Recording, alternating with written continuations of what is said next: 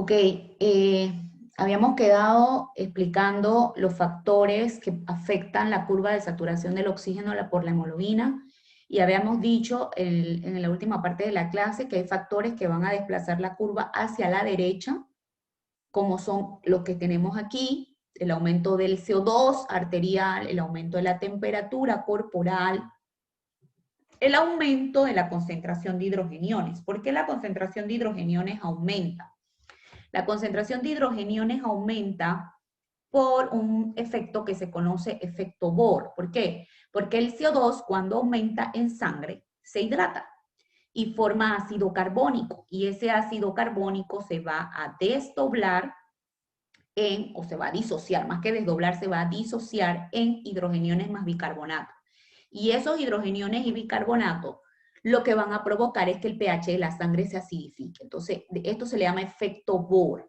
Y el 2,3-bifosfoglicerato, que si bien es cierto es un isómero del 1,3-bifosfoglicerato, que es un metabolito que les comentaba, interviene en la glucólisis. Ese metabolito interviene en la vía glucolítica, en la degradación de la glucosa.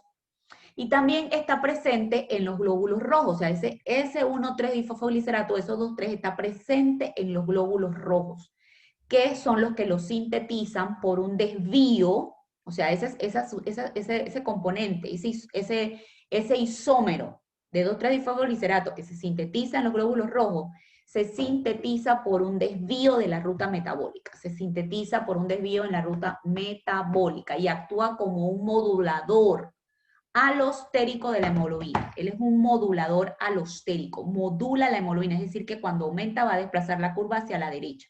Si la curva se desplaza hacia la derecha, la P50, que es la presión la presión de oxígeno a la cual la hemoglobina está saturada al 50%, que es más o menos 27 milímetros de mercurio, la P50 cuando la curva se desplaza hacia la derecha va a aumentar.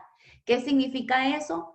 Que si se necesita una presión mayor para que la hemoglobina se sature al 50%, eso significa que la afinidad del oxígeno por la hemoglobina disminuye. Al disminuir significa que va a haber más oxígeno liberando hacia los tejidos y menos captándose a nivel pulmonar. Sin embargo, si por el contrario este modulador de la hemoglobina disminuye o disminuye la temperatura o disminuye la presión arterial de CO2, que por efecto Bohr va a disminuir la concentración de hidrógeno y va a aumentar el pH arterial, la curva se debe desplazar hacia la izquierda. Si se desplaza hacia la izquierda, ¿qué le va a pasar inmediatamente a la P50? Va a disminuir, quiere decir que se va a requerir una presión de oxígeno menor de 26, en este caso como de 22, para que la hemoglobina esté saturada al 50%. Si se requiere una presión de oxígeno menor, significa que hay una mayor afinidad del oxígeno por la hemoglobina. Es decir, que menos oxígeno se libera a los tejidos, más va a ser captado por los pulmones. En antes nosotros calculábamos el consumo de oxígeno y dividíamos la diferencia entre la concentración arterial de oxígeno y la concentración venosa de oxígeno. Y esa diferencia que nos daba 50 la dividíamos entre el gasto cardíaco y eso nos daba el consumo de oxígeno. Para saber el consumo de oxígeno, la cantidad de oxígeno que consumen las células habíamos calculado, creo que aquí sí, la habíamos calculado en antes, que era 50 por... ¿Dónde está la calculadora? 50 por el gasto cardíaco. Vamos a echar para acá atrás para que sepan de lo que les estoy hablando. 50 por el gasto cardíaco, aquí. Si yo saco la diferencia de la concentración arterial de oxígeno y la de venosas, ya yo calculé la arterial de oxígeno. ¿Y cuánto me daba? 200. Y ya yo calculé la venosa de oxígeno. ¿Y cuánto me daba? 150. 200 menos 150 me daba 50. 50 por el gasto cardíaco, que es 5, me da 250 mililitros. Es decir, que el consumo de oxígeno por las células es de 250 mililitros. Las células están consumiendo oxígeno. ¿Cuánto están consumiendo de oxígeno? 250 mililitros. ¿Cuánto están produciendo de CO2? Entonces con esto yo lo calculo. ¿Cuánto están produciendo de CO2 las células? Entonces, ¿cuánto es esa transferencia de CO2? Entonces yo veo aquí que la concentración venosa ahora de CO2 es de 520 mililitros por litro de sangre. y la concentración arterial de CO2 es de 480 mililitros por litro de sangre. Por eso que a nivel arterial el CO2 no cambia mucho, pero a nivel venoso la presión, el CO2 está aumentado. Entonces, por eso hay una concentración venosa mayor. Si usted le saca la diferencia a la concentración arterial de CO2 menos la concentración venosa de CO2, me da una diferencia de 40 mililitros por litro de sangre. Y si eso usted lo multiplica por 5, que es el gasto cardíaco, ¿eso cuánto me da? 200 mililitros por minuto. ¿Qué quiere decir? Que el volumen de CO2 expirado por minuto es 200 mililitros por minuto. Y el consumo de oxígeno por minuto de oxígeno es de 250. Entonces, si usted divide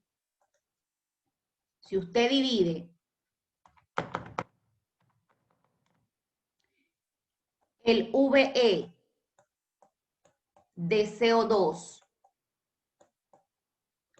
entre el consumo de oxígeno, es decir, usted divide 200 entre 250, eso le va a dar 0.8. 0.8, y este valor que me indica a mí, el cociente respiratorio. El cociente respiratorio es la relación que existe entre el volumen de CO2 expirado por minuto y el consumo de oxígeno por minuto, ¿verdad? Que utilizan las células. Ese es el RQ, el cociente respiratorio. Entonces, ¿cómo se transporta el CO2? El CO2 se va a transportar de 3 formas en la sangre. ¿Cómo se transporta el CO2 en la sangre? De 3 formas. Disuelto en el plasma, se transporta 5% en el plasma, 5% en el eritrocito. Eso me hace un total de 10%. Disuelto en el plasma se transporta 10%. Y eso determina la presión arterial del CO2, que es 40. También se transporta unido o combinado a otras proteínas, como por ejemplo una pequeña cantidad en el plasma, pero un 20% en el eritrocito unido a la carbaminohemoglobina. La mayor parte del CO2 se va a transportar en la sangre como bicarbonato, en forma de bicarbonato, 5% en el plasma y 65% en el eritrocito. O sea que la mayor forma de transporte de CO2 se va a dar en el eritrocito, pero ¿cómo? Como bicarbonato. Es decir, que esto representa el 70%. Entonces, si yo les pregunto, ¿de qué forma se transporta el CO2 en la sangre? De 3 formas. Disuelto en el plasma, unido a proteínas como la carbaminohemoglobina y en forma de bicarbonato. De esas 3 formas, ¿en qué forma se transporta más? En forma de bicarbonato, 70%. ¿Y en qué parte se transporta en forma de bicarbonato más? En el eritrocito. Hice 3 preguntas con este cuadrito. Eso hace un total del 100%. Entonces, aquí lo vemos de una forma esquemática. El CO2, que normalmente se sintetiza en los tejidos. ¿Dónde se produce el CO2? En los tejidos. Entonces, ¿cómo se debe transportar el CO2? En sentido inverso al oxígeno. El oxígeno va hacia los tejidos. El CO2 sale de los tejidos hacia los alvéolos. Entonces, ese es el recorrido que le vamos a hacer al CO2. Entonces, de los tejidos, donde hay más CO2, el CO2 va a pasar por difusión tisular, recuerden, por gradientes de presión entre la sangre arterial y a nivel tisular. Por eso que hay una diferencia de presión, ¿sí? ¿Y cuánto yo tengo aquí de CO2? Tengo más de 40. Tengo más de 40. ¿Y cuánto yo tengo de CO2 en la sangre? La presión arterial de CO2, aquí es 40. O sea que aquí hay un gradiente, hay una diferencia de presión, lo que hace que el CO2 pase de los tejidos a la sangre arterial. Entonces, por ese gradiente de presión, el CO2 pasa al plasma. En el plasma, el CO2 se transporta en un 10%, que es lo que decíamos aquí. Y en el plasma, él se hidrata con agua. Y al hidratarse con agua, él se va a disociar en ácido carbónico. Ese ácido carbónico se va a disociar a su vez en hidrogeniones más bicarbonato. Solo que esta reacción en el plasma se va a dar de forma lenta porque no está la enzima anidrasa carbónica. ¿Sí? Esta reacción se está dando aquí igual, pero solo que más lenta. Un 20% del CO2 que pasa del tejido al eritrocito se va a unir a la hemoglobina. formando la carbaminohemoglobina. Y el 70% se va a transportar como bicarbonato. Es decir, que el 70% del CO2 se transporta en forma de bicarbonato. No como CO2, en forma de bicarbonato. ¿Por qué? Porque ese CO2 que pasó de los tejidos por gradientes de presión a la sangre, al eritrocito, él dentro del eritrocito se va a dar esta misma reacción. Se va a dar esta misma reacción, con la única diferencia que esta reacción se va a dar de forma muy rápida porque aquí adentro del eritrocito hay una enzima que se llama anhidrasa carbónica. O sea que como la enzima está aquí, más se va a producir de bicarbonato y se va a producir más hidrogenión. Profe, ¿por qué? Porque la enzima está, su actividad está aumentada, o sea que va a producir más ácido carbónico produce hidrogenión, más bicarbonato. ¿Eso qué lleva a producir? Que como hay exceso de hidrogenión y bicarbonato dentro del eritrocito, entonces el hidrogenión sale y se va a unir ¿a quién? Se va a unir a la hemoglobina. ¿Y a quién estaba unida la hemoglobina? ¿A quién estaba unida la hemoglobina? La hemoglobina estaba unida al oxígeno, pero a la hora, como hay más hidrogenión se une a la hemoglobina, y el oxígeno que se libera de la hemoglobina, ¿quién lo va a usar? Los tejidos. El bicarbonato que está en exceso dentro del eritrocito, como está aumentado producto de la reacción, entonces va a pasar del eritrocito a la sangre por un intercambiador bicarbonato-cloro. O sea que sale bicarbonato y entra cloro. ¿Esto dónde está pasando? A nivel tisular. Esto está pasando a nivel tisular. Ojo. El CO2 tiene que salir hacia el alveolo porque se tiene que eliminar. Entonces, ¿por dónde viene ese CO2? Por la sangre, ¿verdad? Va por la sangre venosa. Y de la sangre venosa va a entrar a la arteria pulmonar. Y aquí la arteria pulmonar va a llevar ese CO2 en forma de bicarbonato. Entonces se va a establecer un gradiente entre la sangre venosa y el alveolo, porque hay diferencias de presiones. Entonces este CO2 que está aquí por difusión va a pasar al alveolo para que sea expirado, ¿sí? Este CO2 que está aquí por difusión va a pasar al alveolo. El que estaba unido a la hemoglobina se va a separar de la hemoglobina. Acuérdense que se había formado carbamina-hemoglobina, esa hemoglobina se separa. Y este CO2 también va a pasar por gradiente hacia el plasma y del plasma al alveolo. Igualmente va a pasar con el que está en el eritrocito. Por eso que la reacción se está dando en este sentido, porque el CO2 está saliendo. Entonces, está saliendo CO2. ¿Qué empieza a pasar? Está saliendo CO2, empieza a disminuir el ácido carbónico, está saliendo CO2, ¿y qué empieza a pasar con el bicarbonato y el hidrogenión? Para que siga saliendo CO2, y esto está disminuyendo porque está saliendo, entonces el bicarbonato que había salido en intercambio con el cloro, a nivel pulmonar, porque esto es en el pulmón, ¿qué va a pasar en los eritrocitos pulmonares? Entonces, por intercambio, el bicarbonato vuelve a entrar y el cloro sale. Y el hidrogenión que estaba unido a la hemoglobina se separa y la hemoglobina nuevamente se une al oxígeno, cosa que ahora no se va a poder liberar a los tejidos. Y ese hidrogenión ahora se va a unir al bicarbonato para seguir produciendo más ácido carbónico y que siga produciendo más CO2 y siga difundiendo. De esa forma se transporta el CO2 en la sangre, de la parte tisular a la parte pulmonar. Producto de este CO2, por eso que uno de los sistemas encargados en la eliminación del CO2 es el pulmón. La participación del CO2 en equilibrio ácido-base es muy importante. Entonces, el pH de la sangre depende de ¿qué? De cómo esté la concentración de bicarbonato y la presión arterial de CO2. Es decir, que hay dos sistemas encargados de la regulación del pH arterial. El riñón, regulando el bicarbonato, y el pulmón a través de la presión arterial de CO2. Entonces, a través de la ecuación de Henderson y Hasselbalch, que es la que está aquí representada, yo sé que el pH arterial va a ser igual a 6,1 más el logaritmo de la concentración de bicarbonato y de CO2. Siempre y cuando se mantenga una relación 20:1, el pH se va a mantener normal. O sea, acuérdense que el pH normal tiene un rango que va de 7,35 a 7,45. Ese es el pH normal de la sangre, con un pH neutro de 4. Este es el pH normal de la sangre, este es el pH. Entonces, se pueden producir alteraciones en el equilibrio ácido-base si se alteran estas dos variables.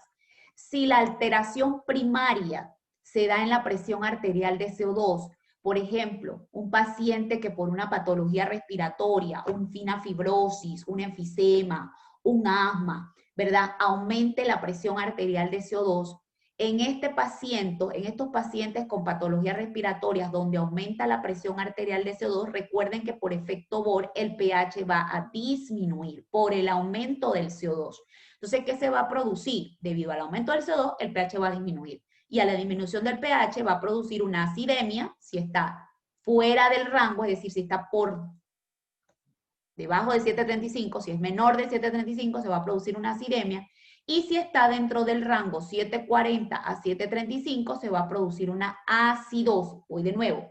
Si el paciente tiene un problema respiratorio, cualquier problema en donde se acumule CO2 y haya poco oxígeno, ese aumento del CO2 va a producir cambios en el pH. ¿Qué le va a producir al pH?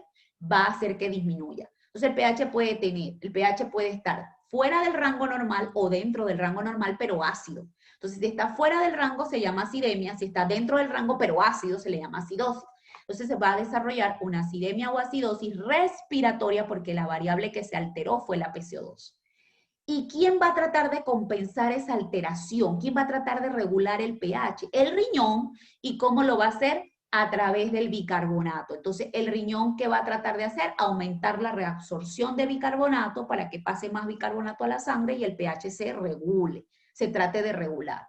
Igual, si el paciente tiene ansiedad, tiene crisis de histeria, el sujeto subió a las alturas, ¿qué pasó en las alturas? La PCO2 disminuye. ¿Qué pasa si la PCO2 disminuye? Disminuye la concentración de hidrogeniones. ¿Qué pasa con el pH? El pH va a aumentar, va a haber una alcalosis o una alcalemia, producto de que el CO2 disminuyó. Entonces, si el pH está dentro del rango normal, entre 7.40 y 7.45, yo uso alcalosis.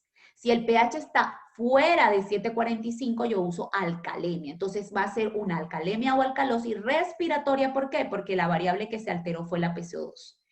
¿Qué le va a pasar al bicarbonato? El bicarbonato va a tratar de regular, o sea que el bicarbonato también va a tratar de cambiar, va a cambiar para tratar de compensar la alteración. ¿Y qué va a hacer el riñón? Va a disminuir la reabsorción de bicarbonato para que el pH no siga aumentando. También a nivel renal ustedes van a ver que cuando hay alteraciones ya a nivel del riñón, la variable que se va a alterar va a ser el bicarbonato, y en estos casos la variable que va a tratar de compensar la alteración ácido-base va a ser el pulmón a través de la presión arterial de CO2. Entonces el sujeto va o a hiperventilar o a hipoventilar. Si el CO2 está disminuido, el sujeto va a hiperventilar. Si el CO2 está aumentado, el sujeto va a hipoventilar. Entonces, ¿qué va a pasar en las alteraciones renales? Si hay una alteración renal porque la variable que se altera es el bicarbonato es una base. Si disminuye la base, significa que el pH ahora va a estar disminuido. Puede tener o una acidemia, igualito que aquí, o una acidosis, pero se le va a llamar metabólica porque la alteración es en el bicarbonato. El bicarbonato fue el que cambió el pH. ¿Y quién va a tratar de compensar? El pulmón. ¿Y cómo lo va a hacer? Ahora el pH está, ¿cómo? Disminuido. Entonces, ¿qué va a hacer el pulmón para que el pH se regule?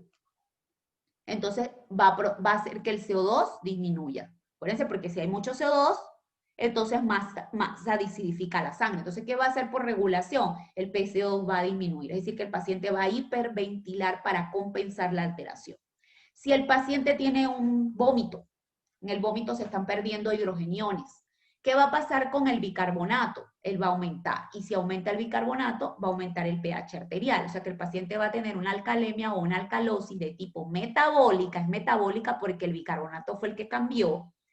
Pero ¿quién va a tratar de compensar la alteración? El pulmón a través de la presión arterial de CO2. Entonces, ¿qué le va a pasar a la presión arterial de CO2 para compensar esta alteración? Va a aumentar para que el pH ya no esté tan alcalino y tienda a hacerse menos alcalino y un poquito más ácido. O sea, tiende a regularlo, llevarlo a lo normal. Entonces, de esa forma, el CO2 participa en las alteraciones ácido-base. Entonces, hay varios mecanismos de regulación del equilibrio ácido-base que se van a ir activando en diferentes momentos para tratar de regular al pH, siendo el más efectivo el renal, que se va a dar entre más o menos días o horas. O sea que puede demorar en ser efectivo días o horas, ¿verdad? Más de 2 o 4 horas o incluso días. Y lo va a hacer a través de lo que es la reabsorción de bicarbonato, disminuyendo o aumentando la reabsorción de bicarbonato. También el primer mecanismo que se va a activar para regular el pH es el mecanismo de los amortiguadores extracelulares, principalmente el bicarbonato. A los 15 minutos, si ese mecanismo no fue efectivo, entonces se va a activar el mecanismo respiratorio, que es el que les acabo de decir. Entonces a nivel pulmonar se va a producir o hiper o hipoventilación, y a la hora el mecanismo que se va a activar entonces van a ser los mecanismos de los amortiguadores intracelulares, que ustedes lo van a ver en renal. ¿Sí? Entonces, esta ecuación de Henderson y Hasselbalch, que fue la que yo les acabo de mencionar en antes, nos permite determinar por qué el pH se va a mantener dentro de ese rango normal. Y el pH entonces va a depender de estas dos variables. Por eso el riñón y el pulmón son los dos sistemas encargados de mantener el equilibrio ácido-base. El riñón regula el bicarbonato y el pulmón lo que es la variable PCO2. Entonces el pH, según la ecuación de Henderson y Hasselbalch, es igual a la pK más el logaritmo de la concentración de bicarbonato dividido entre el 0.03 multiplicado por la presión arterial de CO2. Entonces, como les decía, el pH normal tiene un rango que va de 7.35 a 7.45. Si el pH está usando un pH neutro, de 7.40. Si el pH se mueve entre 7.40 y 7.35, el término que vamos a utilizar va a ser acidosis. Si el pH se mueve entre 7.40 y 7.45, hasta aquí, entonces el término que vamos a utilizar es alcalosis. Si el pH es mayor de 7.45, el término que vamos a utilizar va a ser alcalemia. Y si es menor de 7.35, el término que vamos a utilizar es acidemia. Y las acidemias pueden ser respiratorias si la variable que se altera es el CO2, o metabólicas si la variable que se altera es el bicarbonato. ¿Sí? También pueden las acidosis y las alcalosis ser respiratorias o metabólicas de la misma forma. Respiratorias si la variable que se altera es el CO2 y metabólicas si la variable que se altera es el bicarbonato. Igual que las alcalemias. Entonces, cuando los problemas son respiratorios, entonces la variable, el sujeto puede tener una alteración respiratoria aguda o una alteración respiratoria crónica. ¿Y eso en relación a qué? En cómo está el bicarbonato. Si el bicarbonato ha cambiado mucho con respecto a su valor normal, porque el bicarbonato tiene un valor normal de 24 a 26, ni el equivalente es por litro, ese es el valor normal del bicarbonato. Entonces, si el bicarbonato ha aumentado más de 3 a 5 el equivalente, ya sea que tome el 26 como base o el 24, pero ha aumentado más de 3 a 5 el equivalente por cada milímetro de mercurio. Entonces el problema es respiratorio crónico. Pero si el bicarbonato todavía se mantiene dentro del rango normal o ha cambiado 1 a 2 el equivalente por arriba o por debajo, se le dice que es aguda. Y cuando el problema es en el bicarbonato, entonces a este tipo de alteraciones se les va a denominar o acidosis o acidemias metabólicas. Y si el cambio es en el bicarbonato, principalmente, o el problema es renal, va a ser pura, pero si el problema es en ambas variables, vamos a decir, el bicarbonato está aumentado, perdón, el CO2 está aumentado y el bicarbonato está disminuido, cuando las variables están así, que el PCO2 está aumentado y el bicarbonato está disminuido, esto va a provocar, si el CO2 aumenta, que el pH disminuya, y si el bicarbonato disminuya, que el pH disminuya. O sea, va a producir un problema mixto, cuando las variables están alteradas. Espero que internalicen esto en casa, internalicen eso en casa, para que si tienen preguntas me las puedan hacer, ya sea por correo, por chat, ¿verdad? Pero que les surjan esas dudas. Yo estoy tratando de explicar esto de la forma más sencilla posible para que ustedes puedan tenerlo claro. Entonces, en conclusión, los trastornos primarios los podemos dividir en metabólicos o respiratorios. Metabólicos si la variable que se altera es el bicarbonato y cambia el pH, o respiratorio si la variable que se altera es el PCO2 y cambia el pH. Entonces aquí les pongo algunos ejemplos para que practiquen en clase. ¿Qué es lo primero que ustedes tienen que hacer para la identificación de un problema ácido-base? Chicos, ojo, ¿qué es lo primero que tienen que hacer? Es ver el pH. Entonces ustedes se fijan en el pH. Ya yo les dije antes, ok, está 7.35 a 7.45. Si está dentro del rango, acidosis o alcalosis. Si se sale del rango, o acidemia o alcalemia. Lo primero que usted tiene que decir es si tiene alguna alteración en el pH. Si está en acidosis, o en alcalosis, o en alcalemia, o acidemia. Segundo paso, ver cuál es la variable que está causando el problema.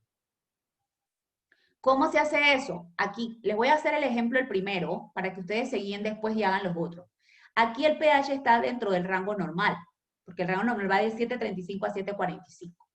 Entonces, pero tengo la PCO2 disminuida, porque la PCO2 normal es 40. Y el bicarbonato normal va de 24 a 26. Esto se lo tienen que saber. Entonces, si la PCO2 está disminuida, el paciente tiene la PCO2 disminuida, ¿qué yo espero que le pase al pH si el CO2 está disminuido? Parece que el CO2 si está aumentado, produce hidrogeniones. Si el CO2 ahora está disminuido, ¿cómo va a estar la producción de hidrogeniones? Disminuida. O sea que el PCO2 va a tender a producir, es por allí, una alcalosis, porque está dentro del rango normal, respiratoria. Solamente viendo el PCO2 va a tener una alcalosis respiratoria. Pero ¿cómo está el bicarbonato? El bicarbonato está dentro del rango normal. O sea que él va a tener una alcalosis respiratoria. Y si yo le quiero poner nombre a esa alcalosis, va a ser alcalosis respiratoria aguda porque el bicarbonato todavía está dentro de lo normal. ¿Sí? Esa ya se la hice. Se trate de hacer en casa ustedes la otra. Traten de hacerlas en casa. La única forma de aprender es tratando de hacerlo. Y con esto, entonces, yo terminaba el capítulo que debería llegar la clase, donde dice que el éxito es para aquellos que tienen el potencial de seguir adelante aun cuando fracasan en el intento. Recuerden esto. Recuerden esto.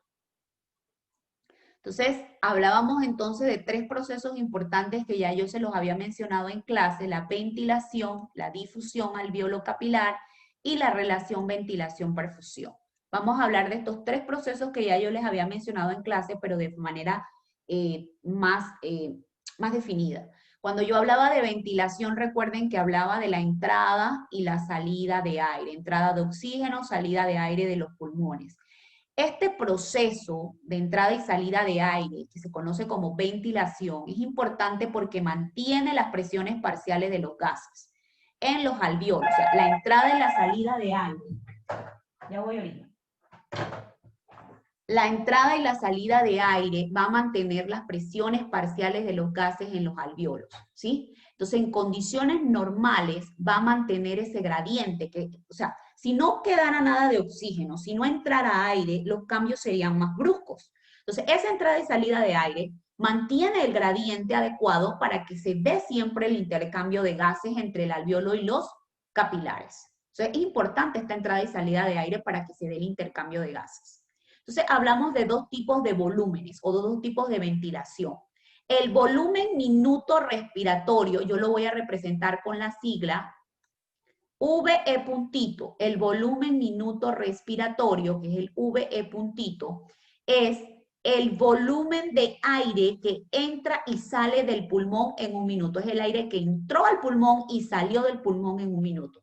Entonces, ¿cuánto entra y sale del pulmón en un minuto? Y que ventila tanto la zona de paso de aire como la zona de conducción y la zona de intercambio. Es todo el aire que entró y todo el aire que salió. ¿Cómo yo puedo saber eso? ¿Cuánto es? Bueno, usted agarra el volumen corriente que maneja el paciente, que es 500 promedio, lo multiplica por la frecuencia promedio, que es 12, y esto nos da 6.000 mililitros por minuto. ¿Qué quiere decir? Que el aire que entra y sale del pulmón en un minuto en condiciones normales es de 6.000 mililitros por minuto. Pero de ese aire que entró y salió, ¿cuánto de aire fresco es lo que va a llegar al alveolo para que se dé el intercambio de gases? ¿Cuánto es el aire fresco? Ese es el que a mí me interesa. ¿Cuánto aire fresco llega de esos 6.000 mililitros?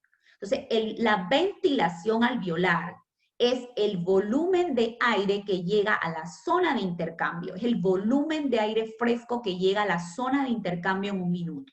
Si yo quiero saber de esos 6.000 cuánto de aire fresco llega al alveolo para el intercambio gaseoso, usted solamente tiene que calcular el volumen corriente, le va a restar el volumen que se quedó en el espacio muerto, y eso ustedes lo saben de la vez pasada.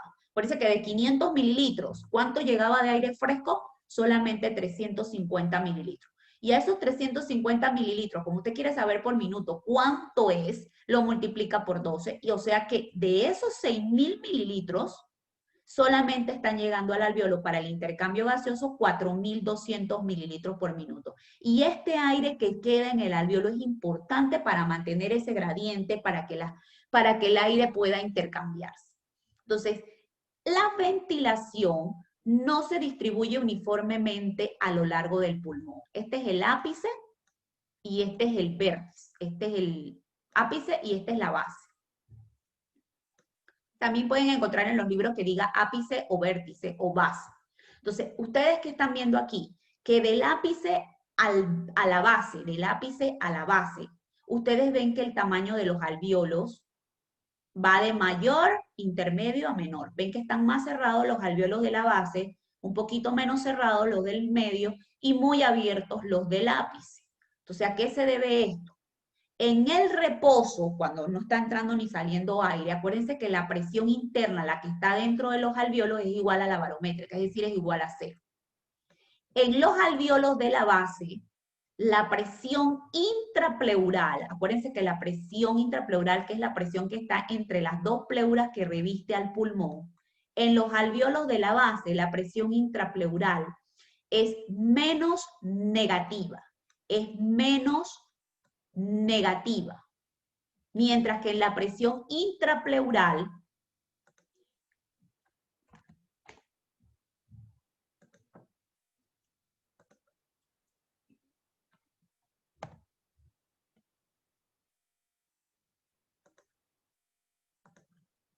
es L.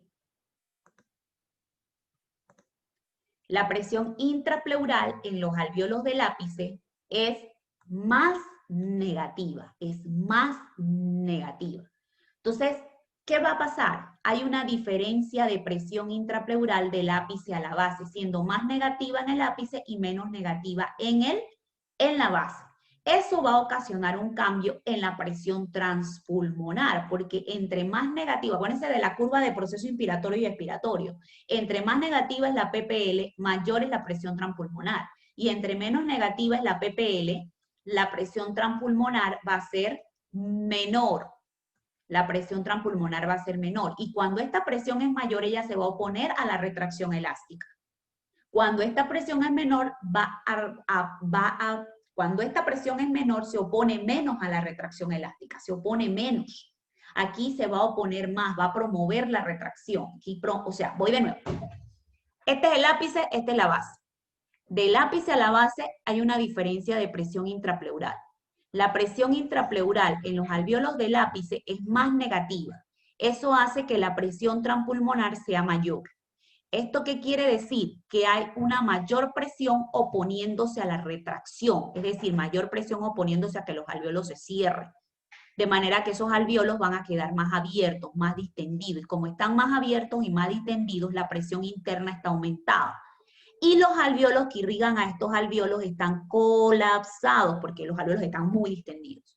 ¿Qué pasa en la parte intermedia? Bueno, ese flujo de sangre va a ser un poquito menor porque la presión hidrostática capilar que llega a esos alvéolos es suficiente para abrirlos, manteniendo la ventilación perfusión. Pero ¿qué pasa en los alvéolos de la base?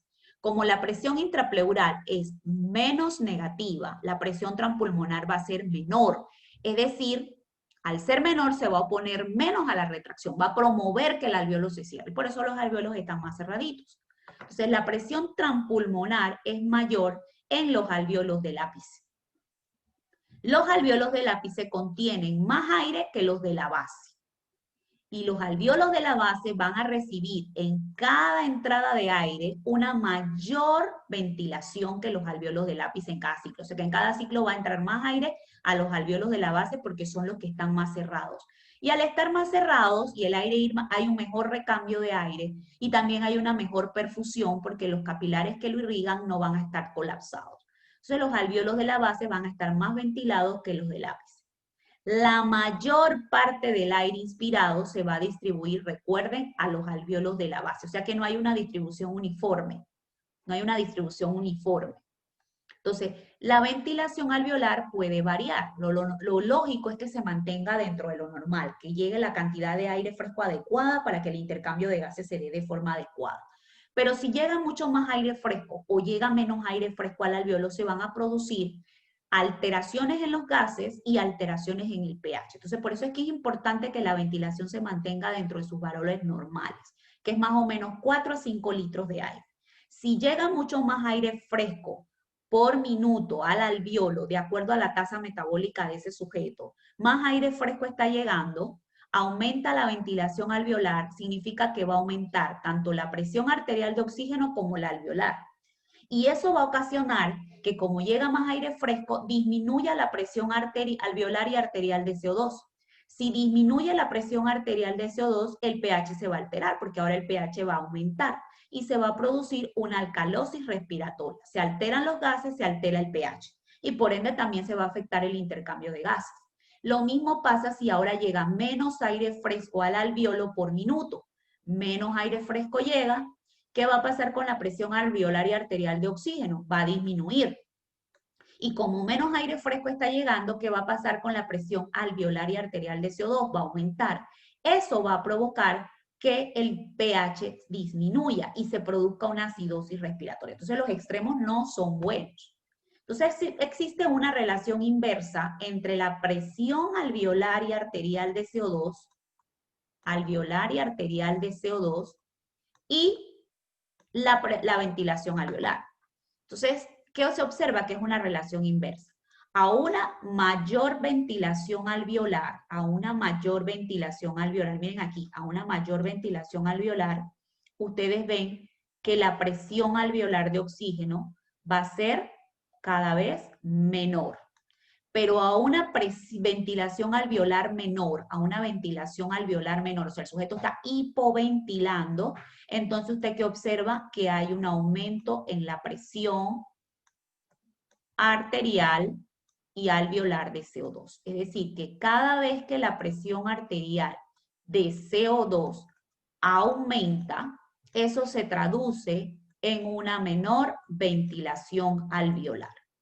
Cada vez que la presión arterial y alveolar de CO2 disminuye, eso se traduce en un aumento de la ventilación alveolar. Por eso que si yo quiero saber cómo está la ventilación del paciente, y a mí me dicen, ¿cómo usted cree que está la ventilación del paciente? ¿Qué variable indirectamente le va a estar indicando esto? El valor de la presión arterial de CO2.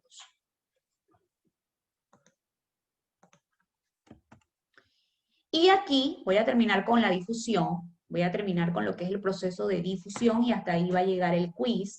Lo que es la relación ventilación-perfusión ya la vamos a ver mañana con lo que es la mecánica respiratoria y la regulación respiratoria. Pero vamos a llegar hasta lo que es la difusión. Entonces ya vimos que estos tres procesos, que son las funciones más importantes que realiza el sistema respiratorio, si se ven afectados, se van a afectar los gases, se va a afectar el pH, se va a afectar la difusión, se va a afectar el intercambio de gases y por ende el transporte de gases hacia las células y la eliminación del CO2. Entonces se van a producir problemas respiratorios. Entonces, si ya vieron que si la ventilación no es adecuada, se alteran los gases, se altera el pH. La barrera alveolo capilar o la membrana alveolo capilar es la membrana que separa al alveolo del eritrocito. Entonces, esta barrera alveolo capilar está formada por una membrana basal que recubre al alveolo y una membrana endotelial. Y en esa membrana endotelial hay dos tipos de células que ya ustedes vieron, el neumocito tipo 1, que es el que reviste el 95% del alveolo y que es el que permite el intercambio de gases, porque él es el que está en contacto con el eritrocito, y el neumocito tipo 2, que no lo tengo aquí en la lámina, pero que es el que sintetiza el surfactante alveolar, que es el que mantiene distendido al alveolo y evita que se colapse. Entonces, ustedes están viendo aquí que hay una lámina basal, miren aquí la lámina basal de la célula epitelial, hay dos tipos de células epiteliales, y hay un espacio que separa al alveolo del capilar, que es el espacio intersticial. Luego aquí vemos que se une la lámina basal de las células epiteliales con la célula endotelial, de la célula epitelial a la célula endotelial. Se une. Y aquí está entonces el eritrocito, que también tiene una membrana basal. Aquí está la célula endotelial y la luz del capilar. Entonces, el intercambio de gases ocurre a través de esta fina membrana que tiene un espesor de 0.3 a 0.5 micras. De manera que la difusión de los gases se da de forma eficiente. Y esto lo explicamos a través de algo que ya ustedes vieron en citabilidad, que es la ley de Fick.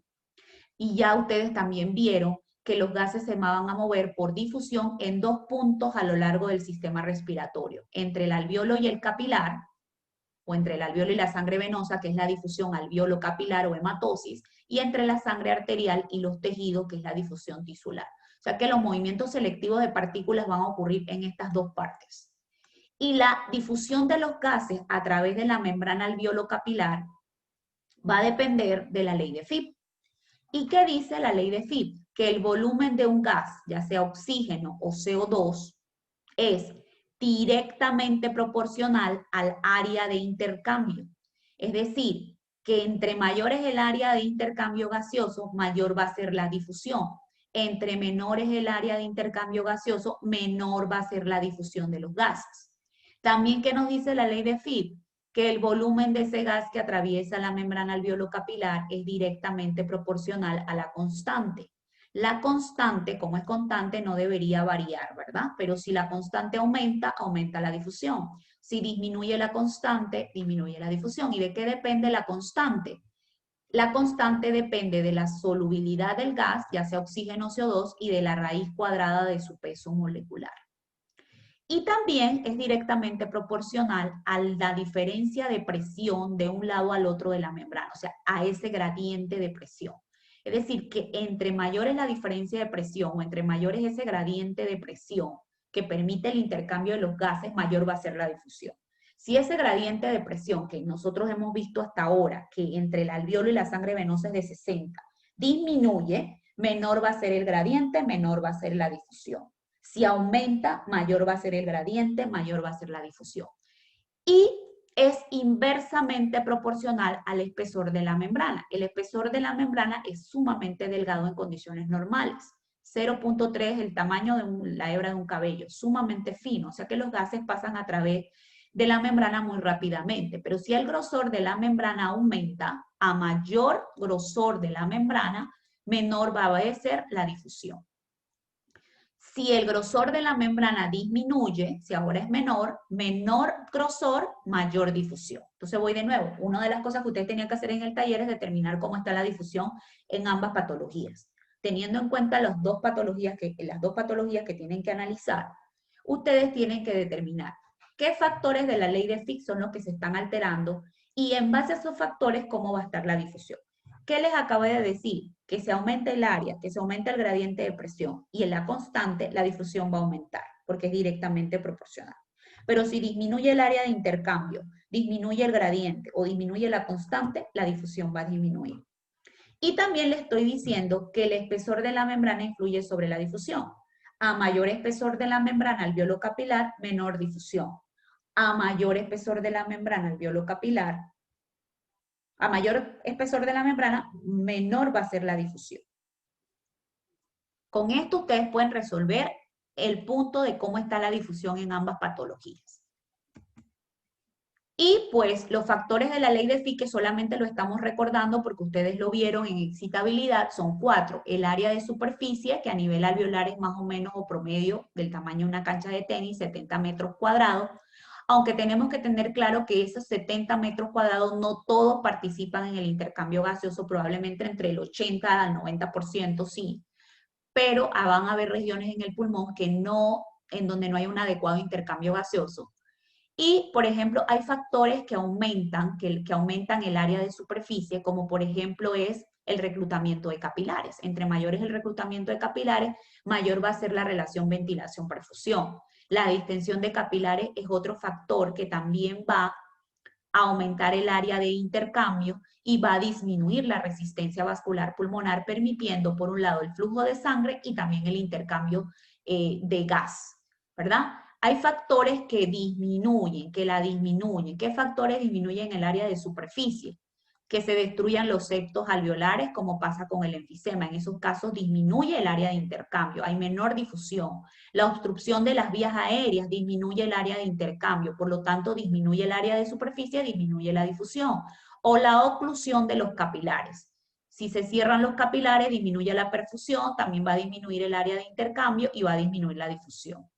Entonces, recordar que la membrana alveolo-capilar tiene un grosor bien fino, es sumamente delgada, de manera que en condiciones normales la difusión se da de forma rápida.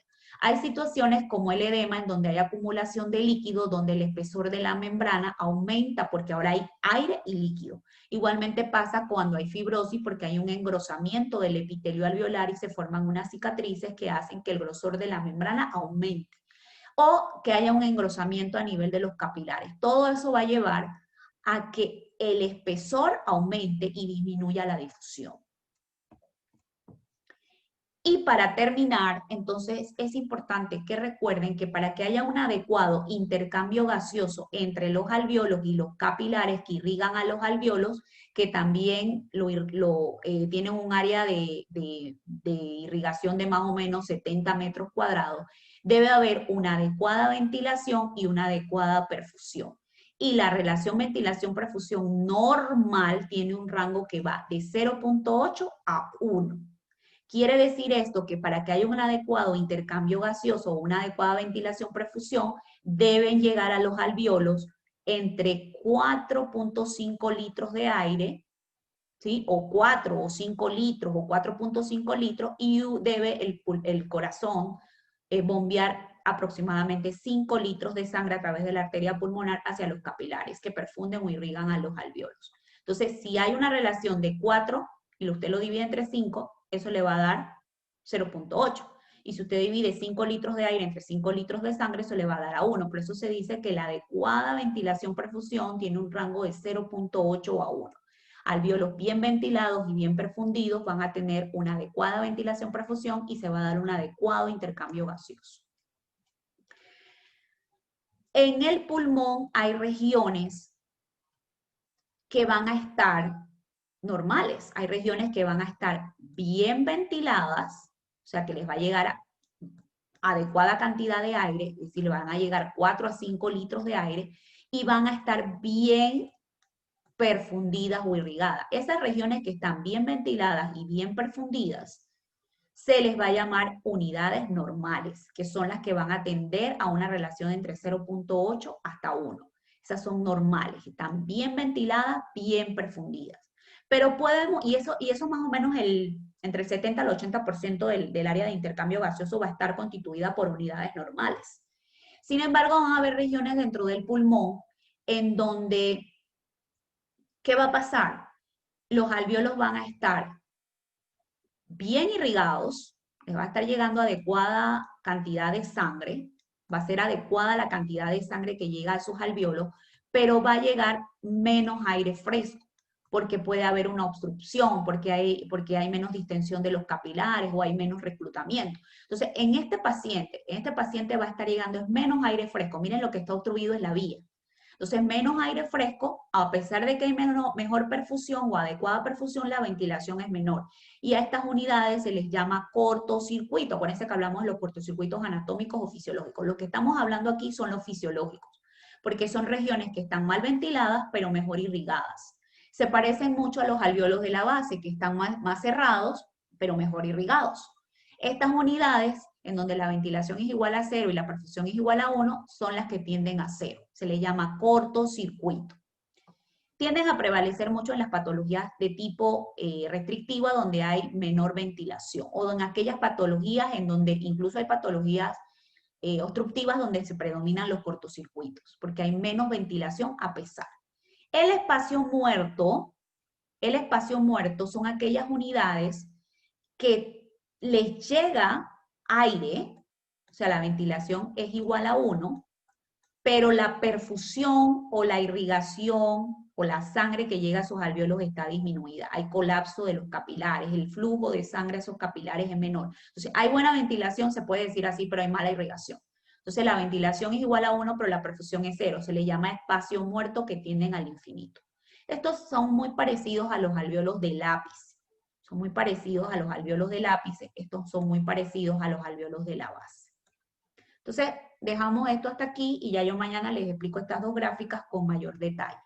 Hasta esta diapositiva de aquí tienen que estudiar, tienen que escucharla para mañana. Cualquier pregunta por el correo, por el chat o por el foro. Hasta luego.